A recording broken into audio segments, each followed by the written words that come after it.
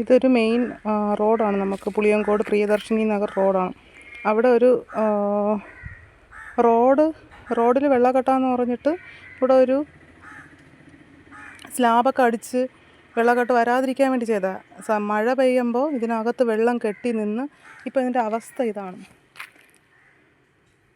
കുറച്ചും കൂടെ ഫോക്കസ് ചെയ്ത് കാണിക്കാം. ഇതിനകത്ത് നിറച്ച് വാൽമക്രി കുഞ്ഞാണ് ഇതാണല്ലോ പുറത്ത്. ഇതൊരു കുറച്ചും കൂടെ ഫോക്കസ് ചെയ്ത് കാണിക്കാം. ഇങ്ങനെയാണ്. ഇത് റോഡാണ് ആക്ച്വലി. കണ്ടോ ഇതിനകത്ത് എന്തോരം കുട്ടികളാണുള്ളത്. കണ്ടോ ഇങ്ങനെ ഫോക്കസ് ചെയ്തത് റോഡാണ്. ഇതൊരു റോഡാണ്.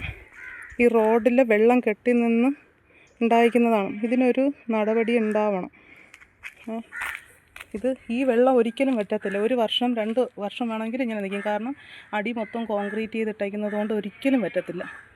അപ്പോൾ ഈ ഒരു അവസ്ഥ എന്ന് പറയുമ്പോൾ മാരക രോഗങ്ങളുണ്ടാവും. നമ്മൾ പ്ലാസ്റ്റിക് എടുക്കുന്നത് മാത്രമല്ല, നമുക്ക് ഇതുപോലത്തെ നിറയെ